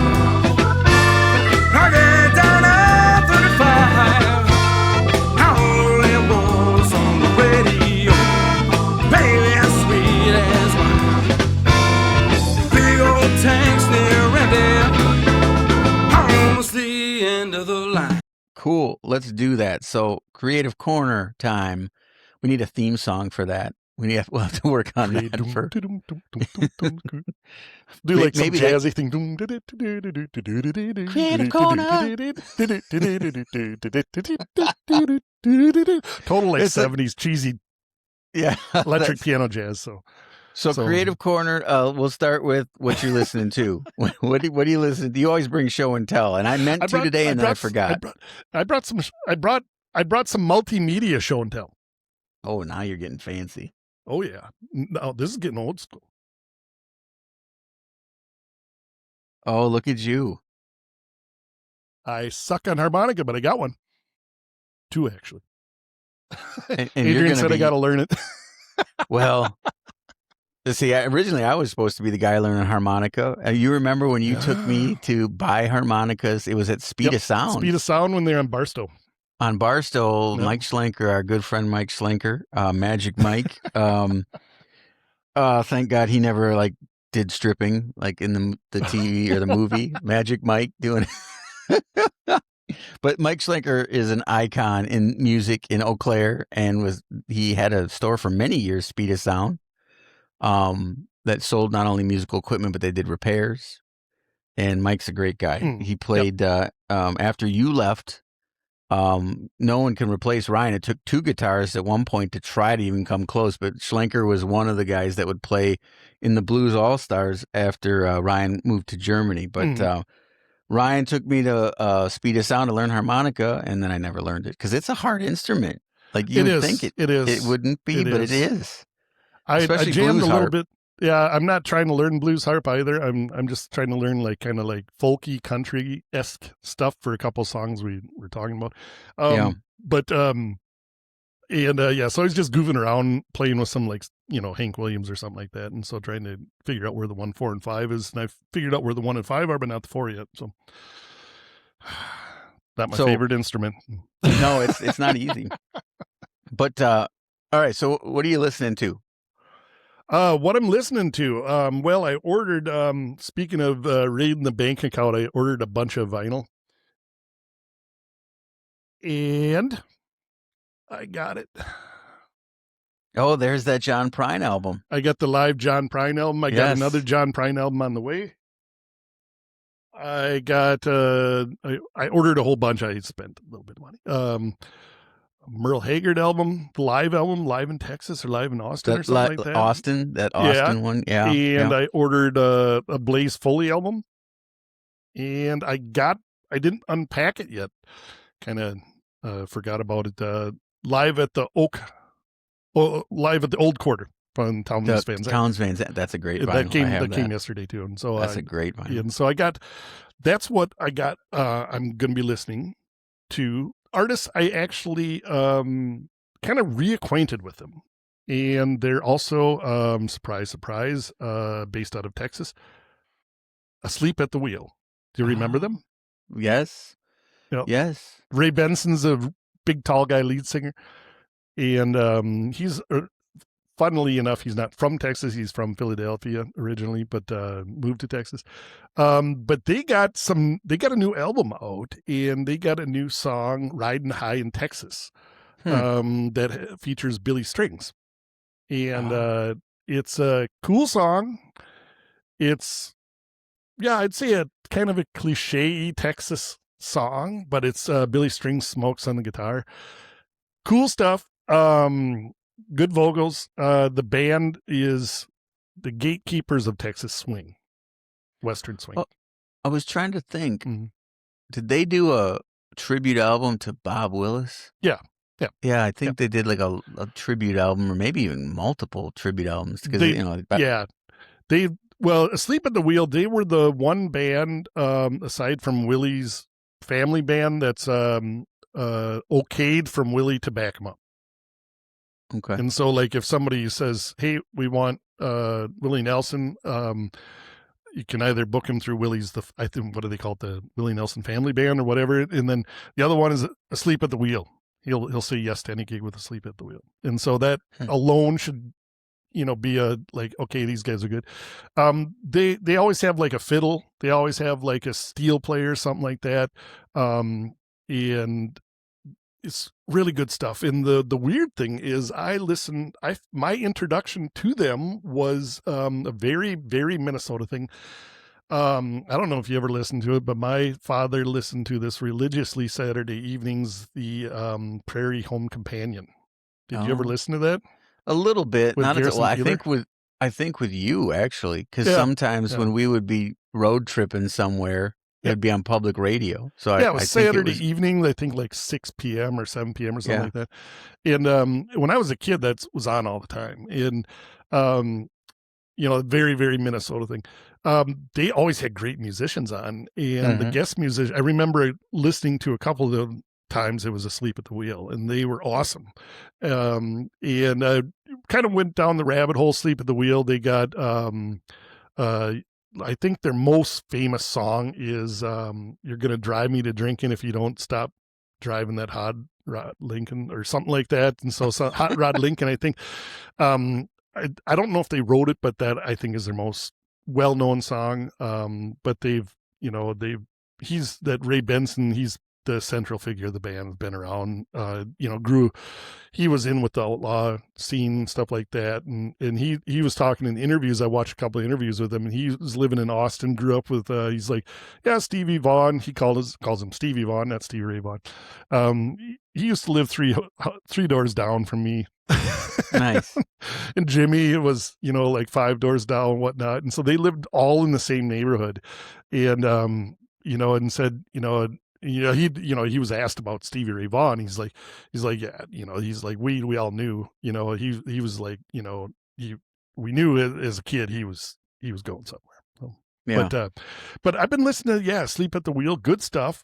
It's interesting. And it was really interesting because I hadn't heard, that, in an interview with Ray Benson, he says he always does Dublin Blues by Guy Clark. Okay. And so I went, and that's one good thing with streaming is I went online, found it right away, and I was like blown away how different it is. It's one of my favorite all-time songs. And, I did a cover of it. I love my version of the cover of it. I love Guy Clark's. There's a lot of cool versions out there from Guy Clark. But it blew me away how different it was. I was just like, and I'm going to write a song about like how a song can be sung different ways. I haven't kind of, worked it out in my head yet about what to do, but it blew me away because it was so like if I didn't know that was Dublin Blues, and I was just like, walked into a store and it was in the music in the background, I may not have recognized it as Dublin Blues.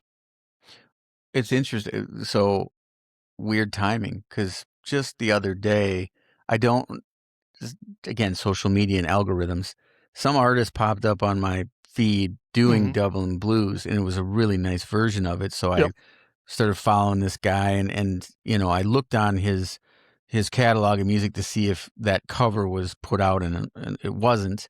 But that's a great song. I mean, we've talked about Guy Clark a few times on this podcast, but really cool song. And we'll have to put a link to your cover of it on your YouTube page. Yep. Because I like your cover. Segue Guy Clark. My next show and tell item is I actually read a whole book. I can't. It's a little blurry. It's and so it's not that thick. This is Old Number 1 at 50 by Peter Blackstock, in a history of Guy Clark's first album. Oh, and cool. This is one of the books I envisioned in the hospital I'd have all this time to read, which I didn't. I didn't read a damn thing in the hospital. But this is one of the books I bought, and it was really, really cool. And there's a tidbit that blew me away. Okay. So one of, if you followed this podcast, you know that I've been I got into Guy Clark probably 5+ years ago, and I've been literally studying his songwriting techniques because I believe he is the pinnacle of songwriting for Americana style. And LA Freeway, you know that song, right? Another great song by him, yeah. Yep. Also, definitely one of my favorites. Do you know the story about how they wrote it? I told part of it, I believe, on maybe the second podcast. So I think you mentioned it. I mean, isn't that the one where you said he carried around like a wrapper, a cheeseburger wrapper, or something in his wallet for like 3 years with the lyrics, like something like that? Well, you mentioned that once. Yeah, in this book, they talk about it a little bit more in depth, and they had some interviews that back this up. There's a couple different variations of the story, but the important thing is not the song. In the same night that he came up with the lyrics, because they were in San Diego, and they played a show. He said he was playing in a country trio, and he played at the Great Heritage House. And take a wild guess who the door guy was. In San Diego. Yep. Who may have been, I'll give you a hint, he's a songwriter. Steve Earle. From California. From California? Trying to think who's a California songwriter. I'm getting the chills waiting to tell you this. I don't know. One of the biggest songwriters that we listen to. From California? From California. I don't know. I honestly, I'm having a blank of who. I can't think of anyone from California. The door guy at this gig, the night he wrote LA Freeway on the way home, or at least got the first line for it, was Tom Waits. No way. Yeah. That's crazy. And it was totally, I was totally blown away. I was just like, what? Because it's one of the things, because you know me, like I get, I try to find connections, like why does somebody write a song this way? Me, I look for a long time to like, how do they get this connection? And the one thing is like, two of my absolute favorite songwriters are Tom Waits and Guy Clark. And I was thinking before I bought this book a number of times to myself, I was sitting there thinking, is there a connection between Guy Clark and Tom Waits? And I'm like, that would be a cool connection because they're so different, but also in many ways, they both craft their songs. And it was cool because Guy like even talks about, he's like, I met Tom Waits that night. And I'm just like, holy shit. Cool. On the way home, for the people that don't know, they were actually, I think they were getting off it was on the Santa Monica Freeway or something like this, but they changed the words to LA Freeway because the guy said it sounds better singing. Yeah. And Lyle Lovett confirmed this too. That's awesome. Because Lyle Lovett, he got his first gig through Guy Clark in Nashville. Did you know that? I didn't know that. No. Yeah. And Lyle Lovett will even say he got his start because of Guy Clark, because he said at the time he was like 18, 19. living in, was it Monahans, Texas or whatever, kind of the area where, maybe I'm getting that wrong, and he was trying to get into Nashville, and he would go there on the weekends and like shop his tapes around to anybody who listened. And guess who listened? Guy Clark. And Guy Clark got him in the door. And like one of the first times he invited Lyle Lovett to his house, Susanna and him, and they had a lake house or something like that. And he right away said, "Here, you can go look through my lyric books." Can you cool. imagine that? Like he must have thought so much of, I mean, that's such a personal like thing where he just said to Lyle Lovett, also one of my favorite songwriters, just said, "Here." And then Lyle Lovett even said, he's like, "Yeah, but you wrote here Santa Monica Freeway," or whatever it was, and he's like, "Yeah." And then he said, it was in an audio interview, and then he said he's probably smoking a cigarette. He's like, "Yeah, LA sings better." Well, I mean, to put a point on it, I talk about integrity, authenticity. An artist that will support another artist is a good example of that too. And we've talked about Todd Snider. Like he had support from John Prine, Jimmy Buffett, and Lyle Lovett put out that great album of Texas songwriters. Well, he's put out a number of Texas songwriter songs too. Yeah, but that one on that Step Into This House, I think, is all tributes. That's all Texas songwriters. Yeah, but and so another reason to read this book, Integrity Music, is Guy Clark's number one example of this. Is this album, his first album? The album version we hear is the second version, because he was signed to MCA Nashville as a songwriter for a number of years, and his big break was when Jerry Jeff Walker covered LA Freeway. And that was the world's or the U.S. introduction to Guy Clark. And then who covered Desperados Waiting for a Train? I can't remember who covered it first. But that was another huge name. Was it also Jerry Jeff? I can't remember. But then Johnny Cash covered Texas 1947. And that was the biggest one. And then everybody knew who Guy Clark was. And that, and he was already signed as a writer for MCA, but he hadn't put on an album yet. Because I think that LA Freeway was 72 from Jerry Jeff Walker. And I think 73 or 74 was Texas 1947. Also great. So wasn't Desperados Waiting on a Train? Didn't Willie and Waylon cover that? They did later, 1985, I believe. Oh, okay. I thought it was before that. Okay. I believe because it's in this book, and I believe 1985 the Highwaymen covered it with Chris Christopherson, Waylon, Willie, and Johnny Cash. And so, speaking of Highwaymen, that was going to be one of mine. I was just listening to some of that vinyl yesterday. The Highwaymen. I listened to it like 2 days ago. I listened to a bunch of Highwaymen. That's what I was going to bring in for my show and tell, and I forgot I left it in the other room. I was going to bring their first album I was listening to just yesterday. But to go back to Integrity for this one is that MCA said, okay, he's got enough traction. He's going to record an album. And so they got some big producer. I forget his name. It's in the book. I'll put it in the bottom part. From New York, came in. They took him to Memphis. And they brought in horns and stuff like that because that's what they did with John Prine 3 years earlier in John Prine's first record. And it didn't really fit, but it became an iconic record because, like Illegal Smile and stuff like that. Paradise, a lot of like his biggest songs are in that first record. What's that one? Angel Montgomery. Angel from Montgomery. Angel from Montgomery. Yep. Yeah, Bonnie Raitt does a great version of that. Yes, she does. Absolutely. Yeah. But anyway, so they recorded this, and Guy didn't like it. And Guy said, "We're not releasing this."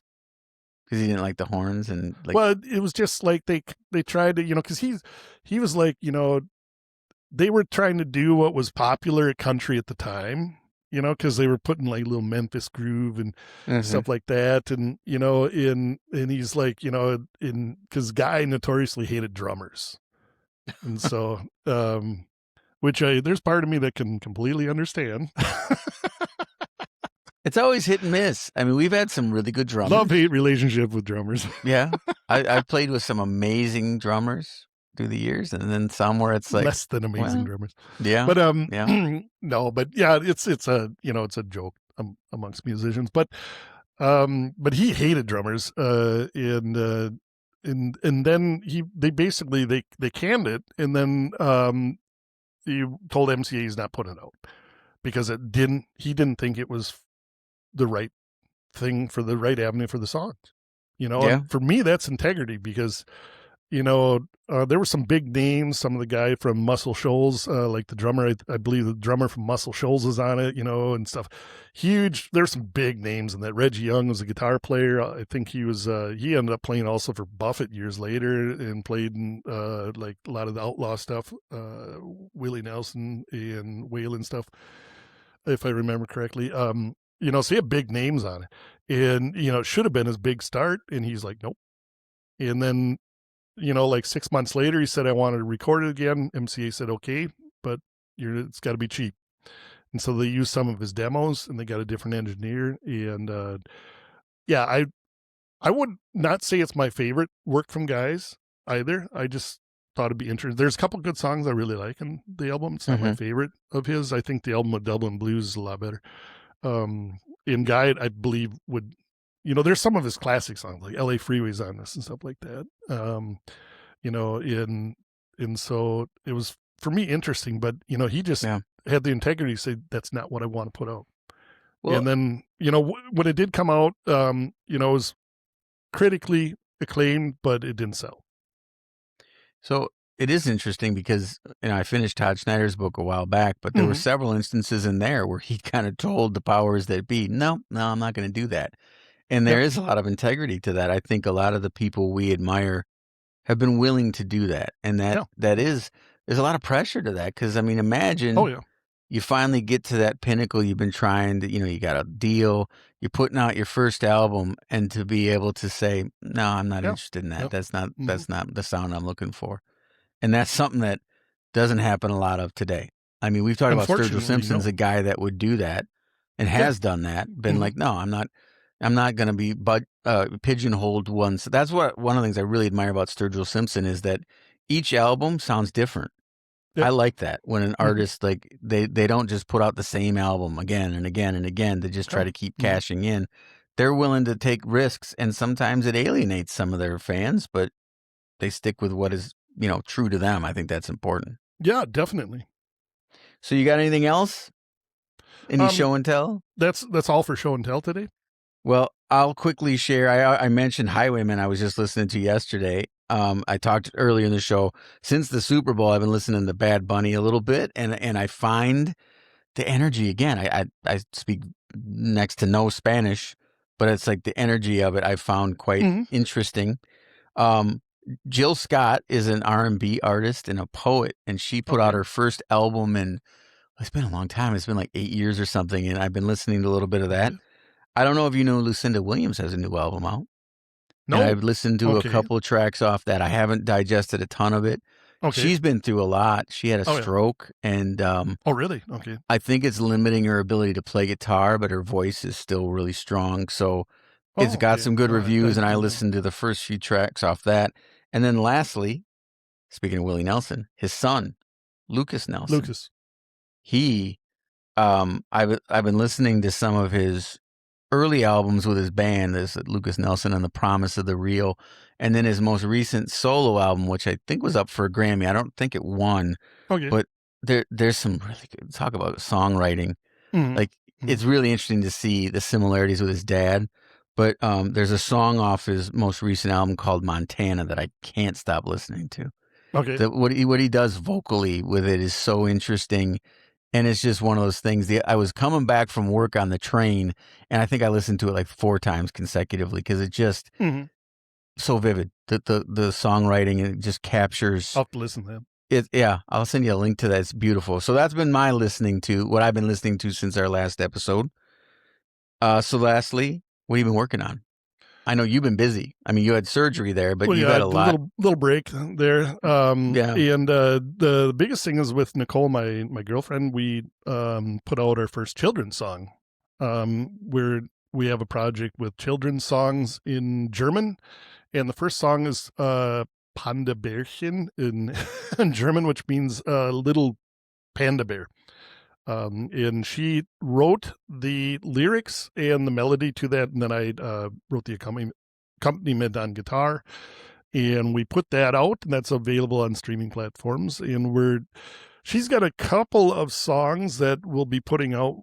Our plan right now is to do one a month. And she's got a couple songs that are ready that we're finishing up recording now.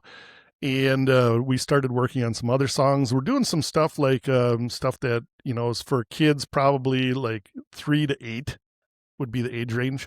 And, stuff where kids can like sing along. And it's also stuff for like language learning and,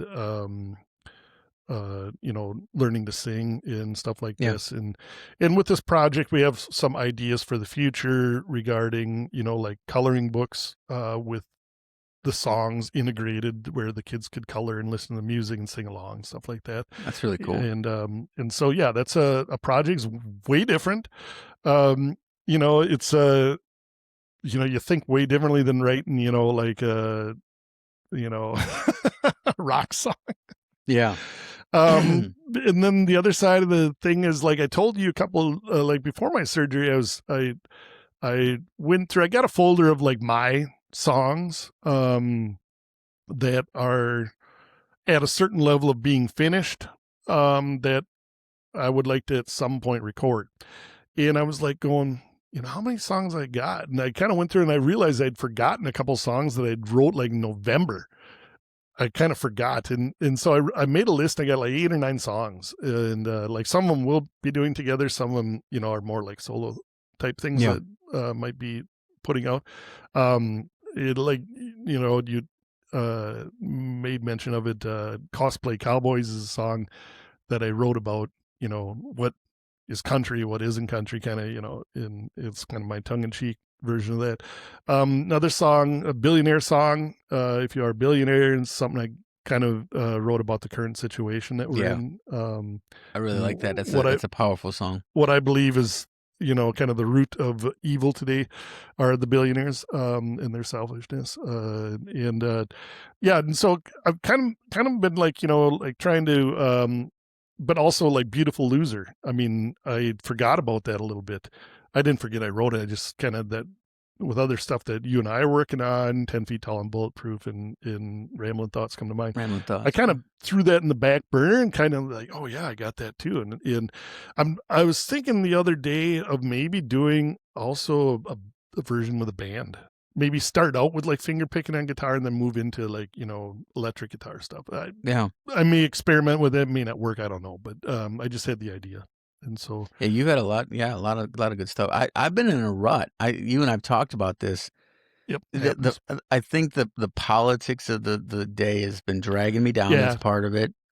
And then just a lot of work. I've been bouncing back and forth. I work a hybrid remote, so I work from home like 75% of the time, and then 25% I have to travel to Wisconsin.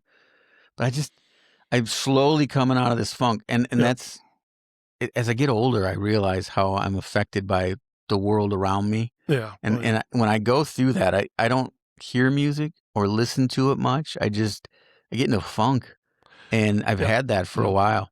And I know it's coming out when I'll start hearing little snippets of song ideas in my mind. It's like and this is going to be weird. And I don't think I've told you this. It's always when I go shopping. I don't know what it is. I'll be out shopping, and I don't know if the outside stimulus just like distracts my mind where I was in a Marshall's the other day. My fiance just started a new job, and she had to go out and pick up some work clothes. And so she's like, let's run to Marshall's. So I tagged along, and I'm walking around. And I started getting a song idea. So I pull up my phone. I have a little voice recorder app, and I start humming and singing to myself, walking up and down the aisles. And then I find myself being self-conscious. So you see other customers kind of like walking by, and I'm sure they're looking at me like, what the hell is this guy doing? But so then I know, I'm like, okay, I think I'm coming out of this funk because I start getting some ideas. But what I really need to do, I keep talking about it, is because you have a few things you're ready for me to sing on. I got to get off my ass and start doing it. So that's the goal. Yeah, I can't either. Because again, we talked about it when you asked me to do Country Christmas. That really helped me kind of challenge myself. And so now I got to get back at it. So we got 10 Feet Tall and Ramblin' Thoughts are the two that I'm trying to get involved in. And I have some of my own stuff you've been asking me to send you. I want to to get on that. Yeah, you can start fleshing out. So I have my to-do list. It's time for me to start doing my homework. Time to get cracking. Time to get cracking. So yeah. Well, there we are. That's episode 5. Anything else that we haven't covered? We'll continue. We got something cool Yes. brewing up for the next episode, and so we'll continue this maybe the episode after that. So, but for episode 6, we won't go back to the integrity and authenticity in music, although that's kind of a topic that always kind of is woven into our podcast anyways. I think we got through about 2/3 of our list, so we have plenty left to talk about on that. But yes, as you said, next episode. I think we got through 1/3 of our list. You think so? Okay. Well, next episode we will go back to the We didn't even talk King about Snakes. auto-tune, dude. Oh, that's true. We didn't auto-tune or AI. Auto-tune. No. Yeah, you're right. So next episode we will get back into the King Snakes though, and hopefully we'll finally finish 1996. It only took 4 episodes to episode number 50. We finally finished the King Snakes. Yes. All right. Well, thank you all for tuning in, listening, and watching. And please keep coming back. Keep spreading the word. Yep. Adrian and Ryan's Stories to Tell. Take it easy, baby, you know you're not fooling yourself.